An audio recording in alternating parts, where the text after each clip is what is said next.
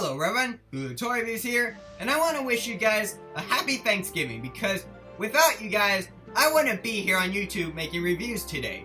So I really want to say that I'm thankful for you guys and thank you for supporting my channel. I promise a lot more reviews are coming your way, like for example the Temple of Air Jitsu, and I have some rider belts I bought from Ranger Stop. So yeah, stick around to my channel. Enjoy the time with your family, enjoy the food, don't get trampled over on Black Friday trying to look for the Plesiosaur, and stay cool. Now, with the review.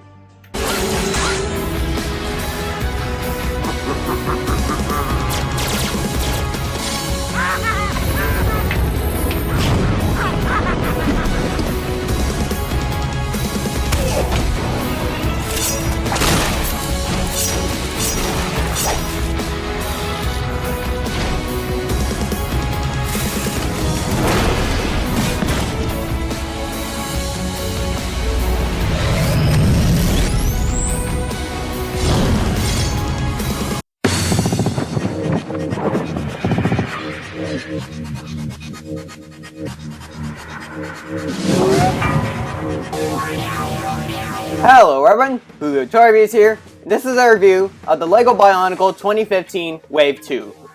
As you see over here, we have the entirety of Wave 2 for Bionicle 2015, and from left to right it consists of the Skull Warrior, Skull Slicer, Skull Scorpio, and Skull Basher.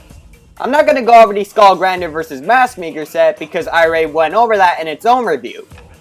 Each of these cost $15 at the time of release, and each one comes with a golden mask. So, let's get on with this review. So first, let's start off with the golden masks that come with these sets. As you can see, these are the normal golden masks from the Pohatu, Kopaka, Onua, and Liwa sets, except that they have transparent colors on top. So first, let's start with Pohatu's mask. Not really much of a difference, as I said earlier, but you can see over here that there is yellow. There is a translucent yellow over here to represent the Skull Scorpio. And just to compare it with the normal mask, you can see the similarities and differences over here. And now let's take a look at Kopaka's mask, which again is normal Kopaka's mask, except you have a light blue over here, a translucent light blue.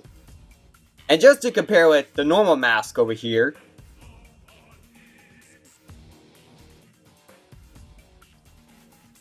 and there it is.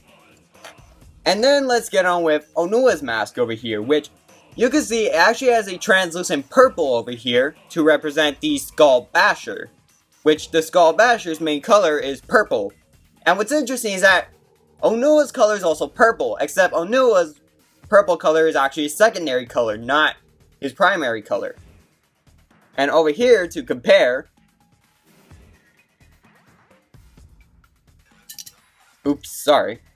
Let me put it back in my stand. There it is. And over here we have Liwa's mask, which again, this is normal Liwa's mask, except with translucent green over here.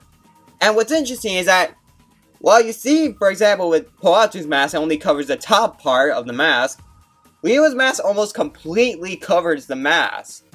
Which is an interesting note because I think it represents how back in Generation 1, Liwa used to get possessed by villains a lot.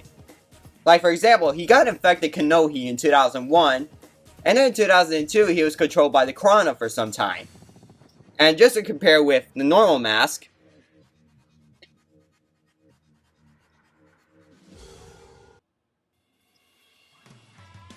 and there it is. So now, let's get on to the sets themselves, starting with Skull Scorpio. So, over here we have the Skull Scorpio, and as you can see, he has a consistent color scheme of red, which looks orange, dark gray, silver, and light blue. Now, instead of going over his articulation first, let me go over his functions with the crossbow first, because it's a difficult process to take off the crossbow. So, you can see that he can lift up and down his crossbow. And this actually kind of goes with his articulation. He can move his 360, but obviously because of the crossbow, he can't. He can move his lower arm all the way, 360, but you can't show it. I mean, I can't show over here.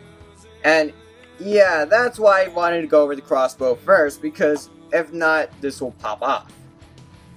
So let me connect this, back on. And for the crossbow, what he can do is that he has the gear function in the back, which he can raise and lower an arm, which this really doesn't work for anything, because if you have the crossbow like this, it's kind of stuck because of this part, but it looks like he's raising his crossbow. And if you put the little staff over here, you can see that the hands have no space to fully put in the rod. And I do not know why my camera is kind of looking red right now. Like, you can see that as some red detail. Oh, it's gone, okay. It was probably some error because of the light or something. But over here, you can see that for his crossbow function, he can fire the missiles. Now, I'm not gonna fire the missiles just because of what I've been saying in all my other Bionicle reviews, that I'm afraid of losing these missiles because they're little studs, and they're pretty easy to lose. And I've already lost some studs with my protectors, and I'm not gonna make the same mistake with my Skull villains or future sets. So let's take off the crossbow to go over the articulation. And I know these pieces are stuck, but whatever. So you can see that his arms can go 360, along with his lower arm, and his hand. And the same thing for his other arm, except the other arm has a piece over here, and the upper arm is blue instead of being silver. And on the legs, you can see that there is kind of a mixed match, because you have silver and blue, and over here you have blue and silver. Which, is this silver? No, this is dark gray. Which, it works because it makes them look more dead, in a way. What I'm trying to say is that it makes them look more like creepy and skull-like. And for the feet over here, let's go over the leg articulation first. But the feet are the most important part of the legs in this set, because they have these little nails over here, which they're supposed to look like along the nails, which you can move up and down. And the same with the other foot. And now, what you can do with this rod, let me see if I can take out this piece. There, I was able to take it out. Hope I don't lose it. And you can see that this rod does not go through, unfortunately. Like, if I try to make it go through, it won't go through. And basically, it'll make this a long rod. Which, the rod, it really doesn't bother me that it can't be used as a weapon, because it's more for decoration than being a weapon. Because in the Flash animations, they barely use the rods. They mainly use the bows and the bows with the missiles. And I say they because there are various Skull Warriors. It's not just one. There are a bunch of them. Like this clip over here, for example. Alright, and we're back. So now, let's go over the Skull Basher. So, over here we have the Skull Basher, and he looks pretty cool.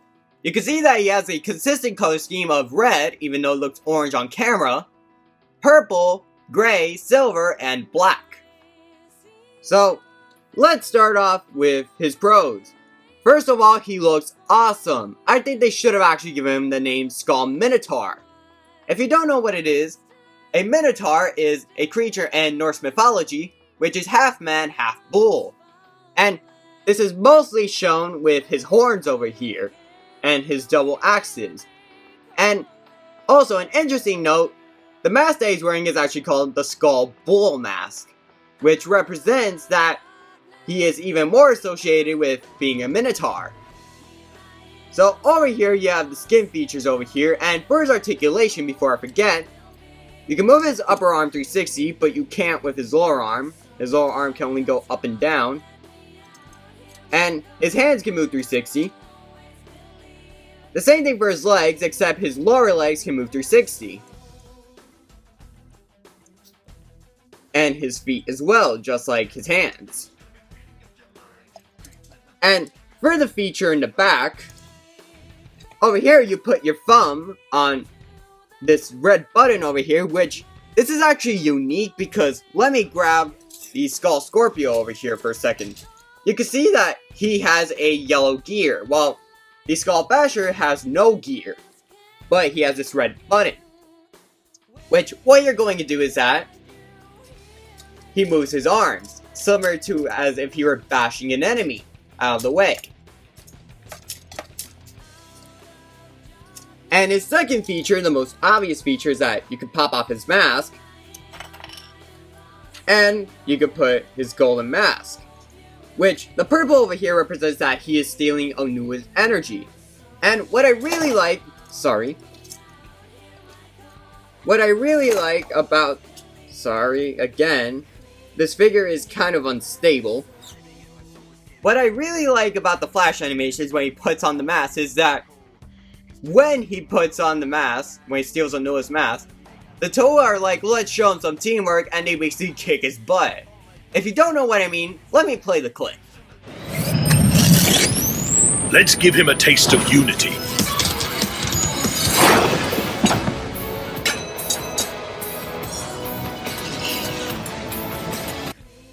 Okay, so we're back. So now, let's go over to Skull Slicer. So, over here we have the Skull Slicer, and he looks pretty awesome.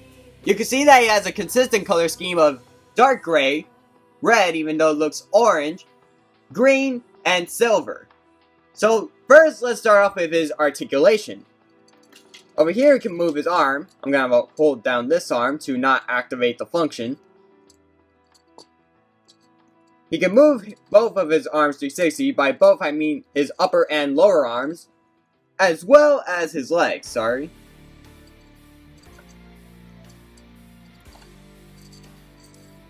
He could do the same for his other arm. Or should I say arms, because he has 4 arms. So for his legs, he can basically do the same articulation, except of hands, he has feet, because obviously you can't walk with hands.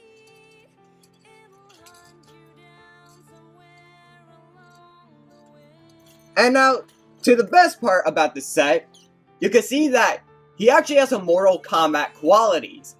And first, let me cut to his backstory, considering he's the only Skull villain with a backstory.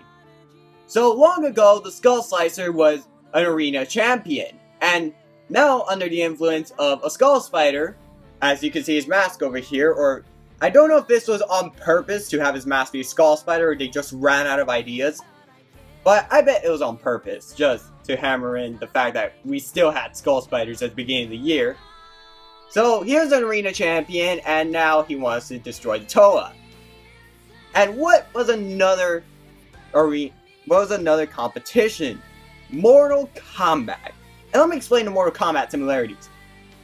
The 4 arms look like Goro, and you can see that he has swords on all his arms, except for one where he has a chain. And the chain, it kind of looks like Scorpion's kunai. Which, you can pretend that basically he's grabbing Liwa's mask, like this, and that he yanks his head off. Yeah, that's a pretty violent image, but still, it's kind of hilarious to think about. His gear on the back, which let me show, his function. Sorry, it's my dog barking.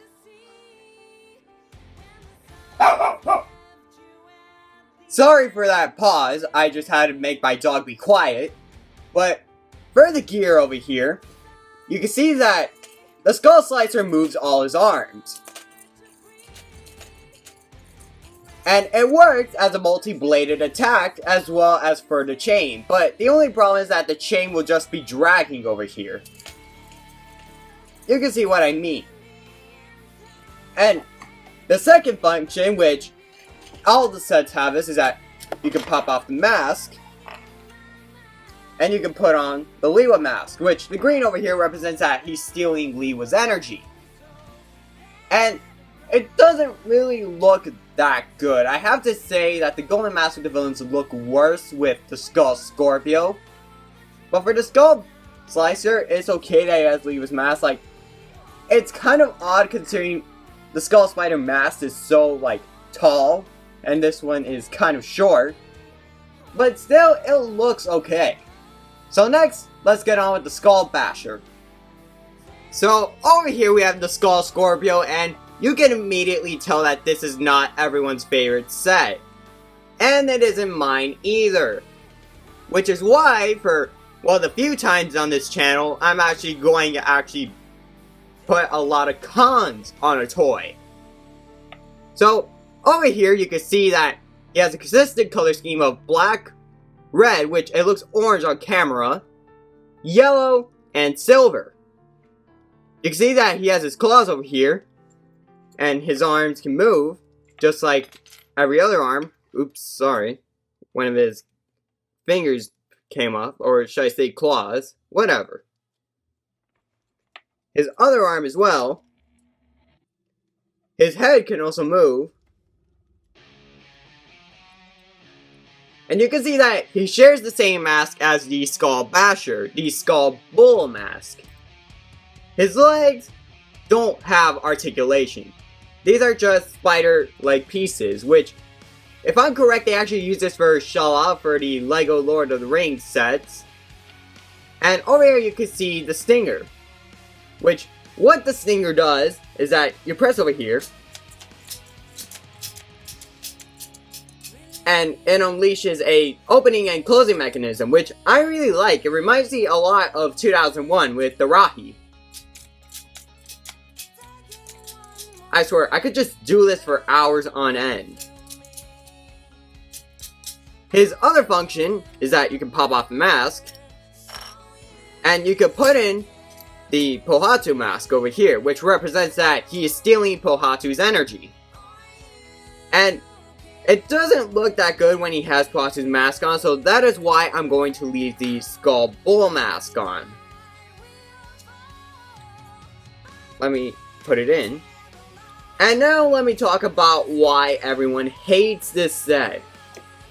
First of all, the blue in the back. It doesn't really bother me, but I bet other reviewers would say it's a con.